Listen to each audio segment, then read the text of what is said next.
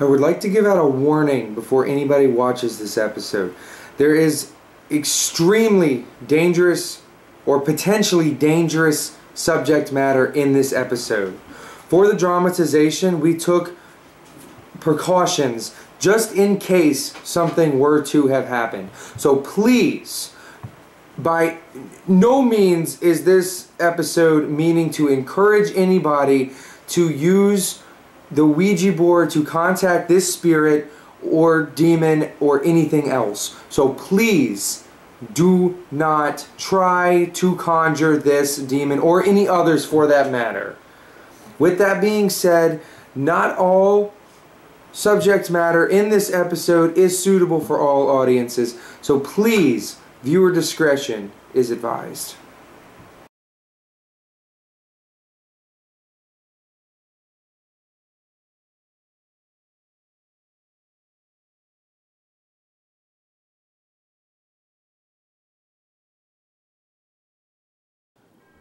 Some believe that there is a world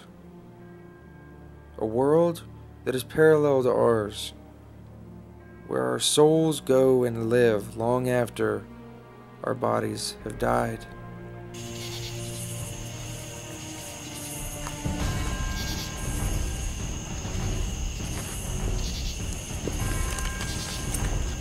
Some people believe that you can create doorways to this world and communicate with those on the other side.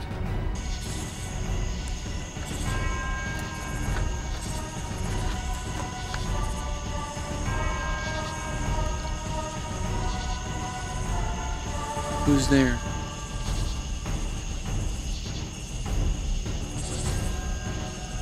Jack? Jack who?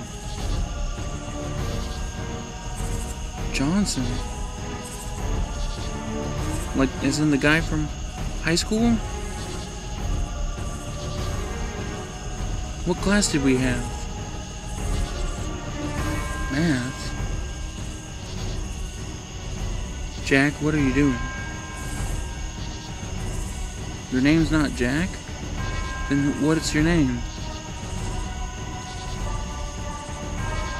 Zozo. What are you here for? J-E-S-S. What do you want with my girlfriend? Why won't you answer me? What happens when you open that door and you're greeted by something evil?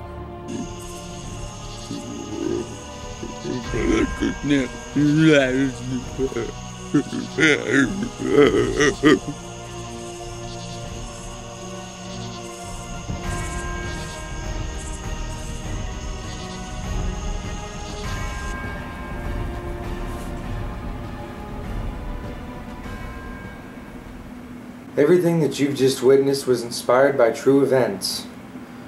Today, on the season finale of Season 1 of Stories of Lore, we will be talking about an odd phenomenon, about a demon that is attached to the infamous Ouija board. People who have come in contact with this demon have experienced odd and eerie similar experiences, anywhere from feeling uncomfortable, being scared, feeling watched, being physically attacked, and even possession. Now, because I believe that names give power, I will not speak this demon's name at all during the entire episode. And I encourage you to not say his name either. But today, please join me as we look into the connection between the Ouija board and the demon known as Zozo.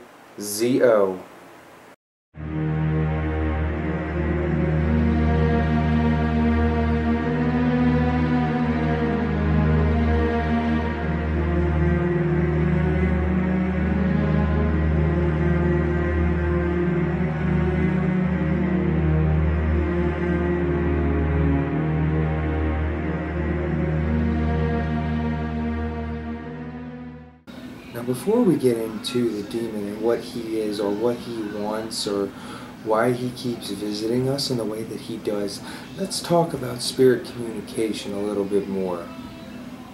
Now, there are people who claim to have the ability to speak and even see the dead on a daily basis. These people are referred to as psychics or mediums, and they speak to the departed souls of the once living. But not all of us have this gift, so let's speak about the other ways. Another popular way to contact the dead, and is one of the most oldest ways of communicating, is holding a seance. Normally, you have a group of people that have gathered together, and during the seance, all the people join hands in a circle, often around a table, but you don't have to. They all focus their energy to try to contact departed souls and try to contact and speak with them.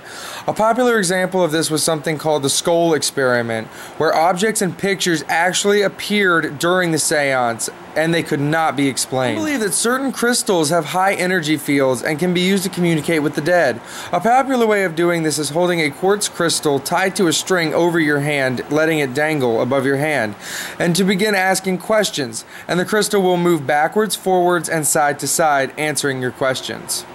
The form of spirit communication is interesting.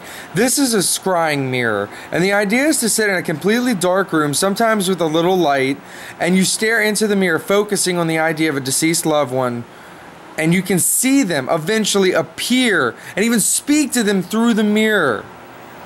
There have been some claims and stories of people that have successfully contacted spirits in this very way.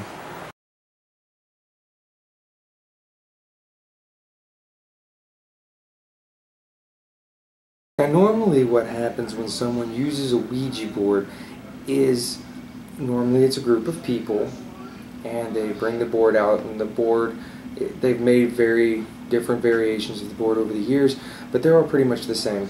They have the whole alphabet in the center, they have numbers from 0 to 9, they have yes, no, and goodbye.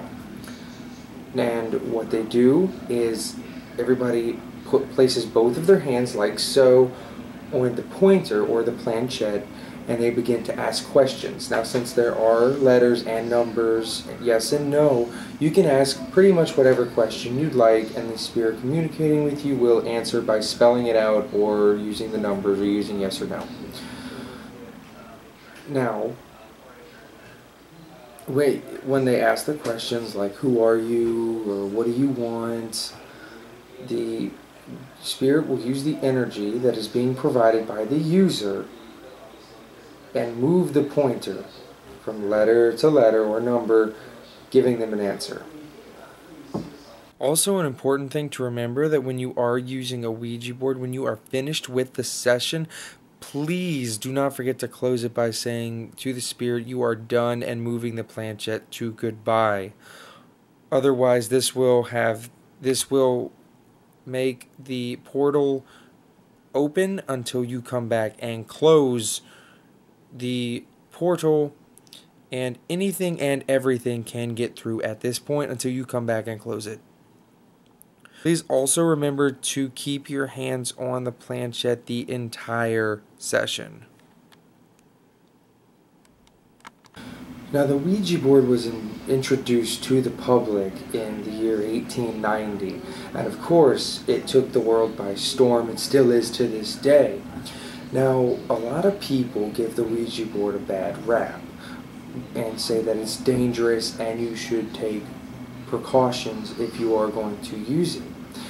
Now, this is true, but this is also true for any kind of spirit communication, not just the Ouija board, because what we have to understand is there is a misconception with the Ouija board, and it is that it's not the board itself that has the power, it's the people who are using the board. See, when you get a bunch of people around the Ouija board, they are focusing their energy on this one action. And when you have that much focused energy on one thing, theoretically a door to a spirit world could open.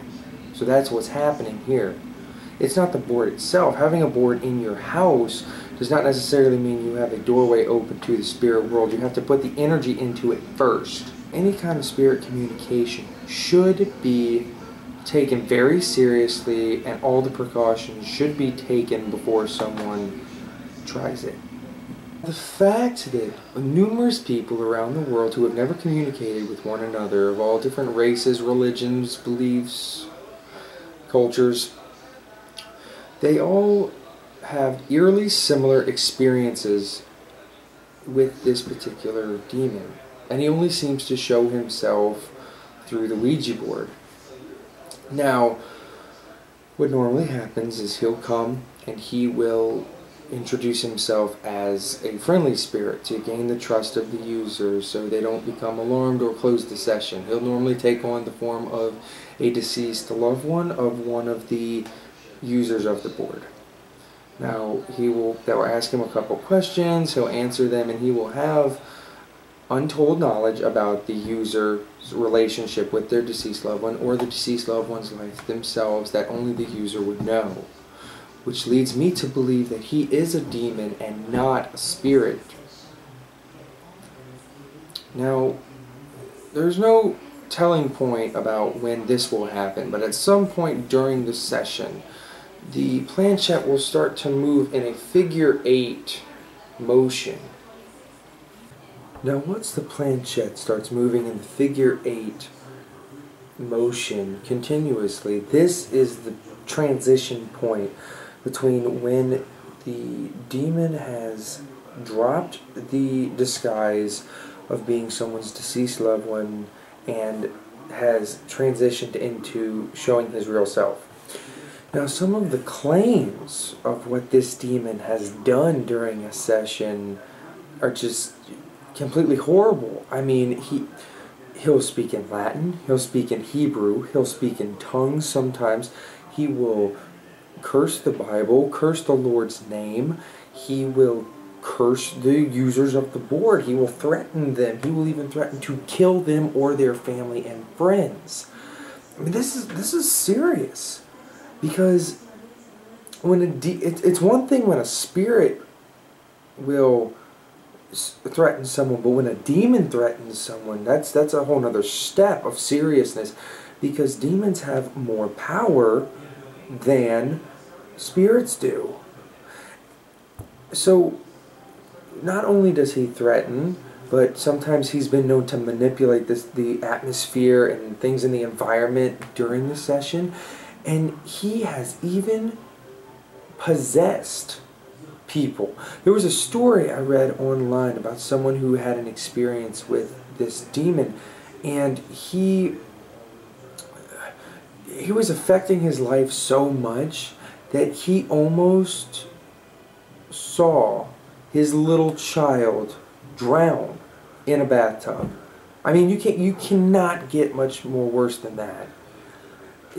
One thing that a lot of people don't know is when someone is possessed by a demon or an evil force, it's not like you see in the movies. It's not like you have a priest come over, they perform an exorcism, and the demon is gone. It's not that simple. Normally, the priest has to come multiple times, perform multiple exorcisms to finally exorcise the person of the demon. This could take anywhere from weeks, months, sometimes even years. So, you know, if you have someone come and try to exorcise someone that is possessed by a demon, it's not going to be in the first try. It's going to take a while. This demon did not show up around the time of the Ouija board. According to some of my findings, he has been around for a lot longer. There was a man by the name of Jacques Auguste Colin Simon de Plancy, who in 1818 wrote and published a book referred to as the Dictionnaire Infernal, which is the Infernal Dictionary. It was a demonology book, basically a catalog of demons, and this specific demon was noted in the book in 1818, well before the Ouija board was even invented. So, this demon has been around for a significant amount of time. Also, in the book, it talks about a French young woman who remained unnamed, who was possessed by 3 demons, them being the subject of tonight's episode. So he has possessed people before, and he has caused them grief, and he will not stop at doing it as many times as he possibly can. What I found interesting was that in the Infernal Dictionary, this demon was referred to as an imp demon, which imps are small supernatural creatures that like to play harmful tricks on humans. He's also been described as a trickster, and tricksters in mythology are supernatural beings that make up for their weakness with supernatural, almost magic-like tricks that are able to make them manipulate one's surroundings to manipulate the entire situation. He's also been referred to as a tulpa. Now, a tulpa is a being that is pure energy, which means that the tulpa was created by people. Someone came up with an idea like an urban legend, and so many people started believing in it and giving it power and energy that it actually became real. Let's talk more about what this thing could be, and that in fact is a demon. The idea of an entity being the incarnation of evil is nothing new. The idea that there is an evil force out there living in a realm dreaded by all who enter has been around since the creation of religion itself. Some of the first civilizations had forms of demons. Assyria and Babylonia had forms and classes of demons that lived in remote places, like cemeteries, mountains, caves, and underground dwellings. These demons would cause harm and suffering for humans who dared to come near their homes. In the Jewish religion, they have a malicious spirit that is known as a Dybbuk. You may recognize this spirit from a prior video I did concerning the spirit, but this is an evil spirit from a once living evil person that has morphed into darkness itself and will harm humans if given the chance. In the Islamic faith, the world started with three beings: angels, made of light; man, made of clay; and the jinn, made of smokeless fire. These jinn hate and envy man, and will do anything to come from their realm into ours to do us harm. Demons that are well known are the ones from Christianity, and these demons are believed to be the fallen angels of heaven that followed Lucifer in his rebellion against God, and they all fell from heaven to earth and eventually were imprisoned in hell. Now, some people also believe that when a person's soul is judged and they go to hell, that they can eventually become a demon, depending on who you talk to. Demons are normally depicted as reptilian, almost like creatures with horns and hooves, claws, dark eyes, just truly sinister looking creatures. Begs a question: why is he using the Ouija board as a form to get to people? Well, obviously we know now he's been around longer than the Ouija board has been around.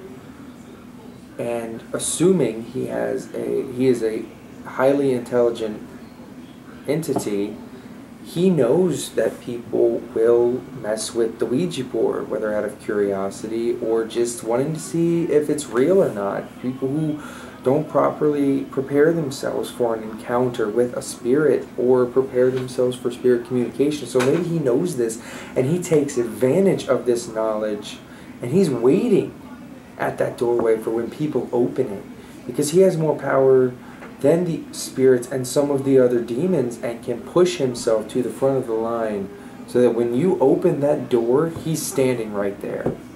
Also, in history, before the Ouija board was around, there were reports and claims that spirits and or demons would possess dolls or things like that they could animate to communicate with us. So maybe he's just doing that in a modern day sort of way. So then that begs another question: what does he want? He wants what all demons want. He wants to cause us harm, he wants to cause us pain, he wants to cause us suffering, and ultimately death. Demons do not want anything good to happen to us. So they will do everything in their power to make sure that doesn't happen. To wrap up everything that we've talked about tonight, is this demon's connection with the Ouija board something that we should be concerned about? In my personal opinion, I think it is. Because more and more people are starting to experience this particular demon. And they're starting to notice that there is a connection with the Ouija board. Now, he has yet to manifest himself, but it only takes a matter of time and a certain amount of energy for that to happen. And if that were to happen, Lord only knows what this monster could be capable of. Because he's shown us that he will stop at nothing to make sure that we suffer. So, I want everyone to realize the importance of taking precautions if you try to use a Ouija board or any other kind of spirit communication. And to ask yourself, the next time you do, and you open that door, maybe the thing on the other side isn't what you thought you would get. Because maybe that thing or that entity you thought would be friendly was in fact something that was much, much worse and more evil than you could ever comprehend.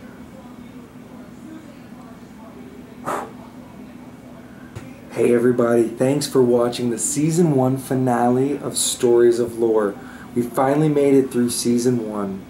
Now, always, if you liked this video, then please do not forget to go down below it and like it and comment and share it, because a lot of work goes into these videos from me and my cast and my crew, and we just want to make sure that the word gets out there. People are seeing these videos because we love what we're doing. We love to get the word out and educate people about what's going on in the world that they can't see. So please like, comment, and share. And the links to the Facebook page and the Twitter page are also going to be in the description box below. So please go over there, check them out. Hit the like button, hit the follow button for updates on what's going on. And remember, if you ever have a story that you can't explain, and it doesn't have to happen to you, it could have happened to somebody that you know, and you or them just can't explain it, or you think it has paranormal nature, please do some research. Go to your local library, do some research, and then send me that story. So maybe we can figure it out together. You can comment on the video below about that story, or you can Facebook me, or you can send me a tweet, and we can figure it out together. And who knows, maybe it might be a future episode on the show. You never know. And like I said, since we have gotten to the finale of Season 1, I want to tell everyone that Season 2 is in the works. I'm going to take a short break from Season 1 and get everything ready for Season 2 to make sure everything's planned out. We have all the people we need, all the resources, so everything looks great for you guys. So trust me, it's going to be great, and the trailer for Season 2 is going to be coming out real soon. I just got to get all the details worked out for it. And Season 2 is going to come back with a bang. And it's going to be a lot different than Season 1. More equipment, more stories, it's just going to be great. And since we're at the end of Season 1, I would like to give a huge amount of thanks to everybody who has made this possible. I would like to thank my great and wonderful girlfriend, Allison Blake, who helped out a lot with the show and did a lot of the camera work for all of the episodes. I would also like to thank my good friend Eric Jobs, who did research for the show. He acted in a couple episodes, and he's done some camera work as well for the show. I would also like to thank my friend Joey Hinnefeld. He's done some camera work, did some acting for us. I would like to thank all the actors that participated. That would be Caitlin Hurst, Adrian Nanny, Chance Gibson, Dan Halen, Aaron Archer, John Langan, and Rachel both. I would also like to thank Melanie Sposio and Cynthia Turnage. They are new people being brought onto the research department for Stories of Lore. They've done some research for a couple of the episodes. They're going to be doing a lot of more research for Season 2, so welcome them. I would also like to thank my friend Elliot, who also runs his channel Escafy, where he does weekly top countdowns of a lot of creepy stuff and some other things that just, they make you think. He runs a great channel. He's done some promotion for my show. I've done some promotion for his show, so I just want to give him a big thanks. His description is, or the link to his YouTube is below in the description box.